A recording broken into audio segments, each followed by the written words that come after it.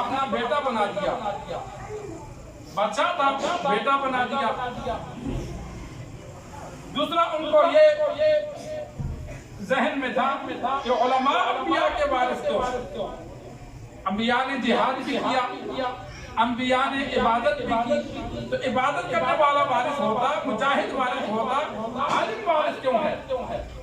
और तीसरी बात जहन में यह आती है कि मैं जन्नती हूँ या जहन्नमी मुझे पता चल जाए। अगर जन्नती हूँ तो शुक्र अदा करूँ, जहन्नमी हूँ तो फिक्र करूँ। ये तीन बातों से परेशान रहते थे। सफर में थे, एक दिन तालिब इल्म को देखा कि वो होटल के किनारे पर बैठा किताब, होटल की रोशनी से, चूल्हे की रोशनी से किताब को देखता, फिर दूर जाकर बैठकर उसको रट्टा लगाता, फिर आता आगे वाला सबक देखता, फिर बैठ के रट्टा लगाता। महमूद गज़नवी ने जब ये मंजर देखा वो समझ गया कि तालिब इल्म के पास लगता है चराग में तेल नहीं है, रोशनी का इंतजाम नहीं है। आप सल्लल्लाहु अलैहि वसल्लम के दौर में मस्जिद नबी में रोशनी का इंतजाम नहीं था, घरों में तो चराग जलाते थे, लेकिन बैतुल्लाह में, मस्जिद नबी में, मस्जिद क़ुबा में चराग नहीं जलाते थे। आदत नहीं थी, पता नहीं था, अल्लाह ने जिससे काम लेना हो। तमीम दारी रज़ियल्लाहु ताला अन्हु ईमान लाए, मदीना आए, ईमान लाए, अपने साथ तेल भी लेकर आए हुए थे। जब शाम हुई तो उन्होंने जब देखा मस्जिद में अंधेरा है तो उन्होंने चराग मस्जिद में चारों जानब जला के रख दिए। आप सल्लल्लाहु अलैहि वसल्लम इशा के लिए आए तो देखा मस्जिद रोशन। पूछा ये किसने किया? लोगों ने अर्ज की या रसूल अल्लाह ये तमीमदारी ने किया। इतना खुश हुए कि फरमाया अगर मेरी बेटी होती तो मैं इसे रिश्ता दे देता। कितनी खुशी हुई। एक सहाबी को उसने कहा या रसूल अल्लाह मेरी बेटी है उसका रिश्ता दे दो। इस एक अमल की वजह से आप सल्लल्लाहु अलैहि वसल्लम कितने खुश हुए कि अल्लाह के घर को रोशन।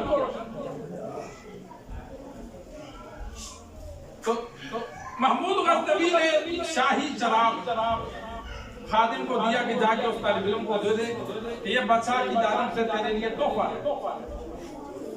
तालिब इल्म ने वो चराग को शुरू किया, खुश हुआ, चला गया। शाही चराग था। रात को ख्वाब में सरकार दो आलम सल्लल्लाहु अलैहि वसल्लम की ज़ियारत हुई। आप सल्लल्लाहु अलैहि वसल्लम ने महमूद गज़नवी को कहा, ए सुल्तान के बेटे, वारिस नबी की खिदमत की वजह से अल्लाह ने तुझे माफ कर दिया। ये एक जुमले में तीनों बातों का जवाब दे दिया। तेरा बाप सुल्तान है, कोई और नहीं, तू इसी बादशाह का बेटा है, गुलाम नहीं है। आप सल्लल्लाहु अलैहि वसल्लम जिसको वालिद के नाम से पुकारते तो वो खुश होता, यकीन होता कि मैं अपने वालिद ही का हूँ। सहाबा में एक बंदा मशहूर था, लोग उसको हरामी समझते थे या कह देते थे। तो उसने फिर आप सल्लल्लाहु अलैहि वसल्लम से पूछा या रसूल अल्लाह मेरा वालिद कौन है? तो आप सल्लल्लाहु अलैहि वसल्लम ने उसके वालिद ही का नाम लिया कि मेरा यही वालिद है। क्योंकि आप सल्लल्लाहु अलैहि वसल्लम जो बोलते वो अल्लाह की जानिब से था। वमा यंतिकु अनिल हवा इन हुवा इल्ला वह्युन यूहा। जो भी आप सल्लल्लाहु अलैहि वसल्लम की ज़बान मुबारक से जुमला निकलेगा वो अपनी जानिब से नहीं, वो अल्लाह की जानिब से होगा। तो अल्लाह को सब पता है, जो अपने नबी को बताता है, नबी आगे उम्मत को बताता है। तो आप सल्लल्लाहु अलैहि वसल्लम ने वालिद का नाम लिया कि ए सुल्तान के बेटे। और दूसरी बात का जवाब दिया कि वारिस नबी इल्म वाले हैं, मुजाहिद नहीं है। तूने एक वारिस नबी की खिदमत की। और तीसरी बात का जवाब दिया कि अल्लाह ने इसके सदके तुझे अगले जहां में माफ कर। एक जुमले में तीनों बातों का जवाब तारीख़ फरिश्ता में वाक़या मौजूद है। तो उलमा जो हैं अंबिया के वारिस हैं। एक काम ये करना है कि खुद इंसान कोशिश करे हाफिज बनने की, आलिम बनने की, खुद ये फजीलत हासिल करे। दूसरा काम इंसान इनकी खिदमत करे, इनका अदब करे, इनका एहतराम करे, इनके साथ जितने माली हो सकता है मदद करे। पहले दौर में निजाम था, हुकूमत खर्चा बर्दाश्त करती थी। अब हुकूमत ने पूरी दुनिया में निजाम छोड़ दिया। पहले दौर में बहुत लोग इस्तेमाल करते हैं कि जी मौलवी चंदा क्यों मांगते हैं। भाई मौलवी क्या करे? पहले दौर में यह होता था काम खुद करती थी, मदारिस हुकूमत चलाती थी, मदारिस में पढ़ाने वालों को वजीफा हुकूमत देती थी, पढ़ने वालों का खर्चा हुकूमत बर्दाश्त करती थी, इसलिए फिर चंदे की जरूरत नहीं होती।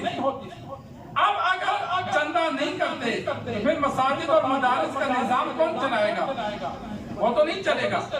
जब नहीं चलेगा तो किसका नुकसान होगा? नुकसान किसका होना है? मुसलमानों का होना है। अकेले बंदे का होना है कि वो दीन से महरूम रहा। इज्तिमाई तौर पर मुसलमानों का होना है कि वो सारे दीन से महरूम हो जाएंगे। एक साल मसाजिद और मदारिस को बंद करके देखो, मदारिस को बंद करके देखो, तुम्हें हाफिज चंद सालों में नहीं मिलेंगे।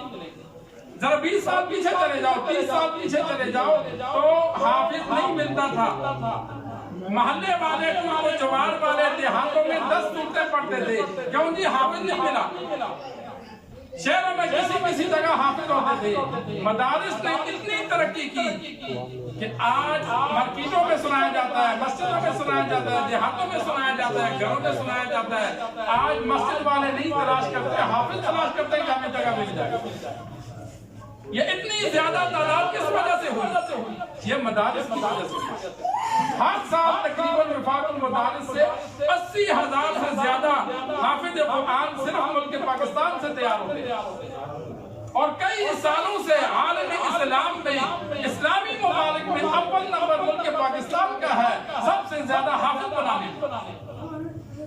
सऊदीया में मैं नाम नहीं लेता, एक बुजुर्ग थे, वो गए तो वहां देखा कि रमजान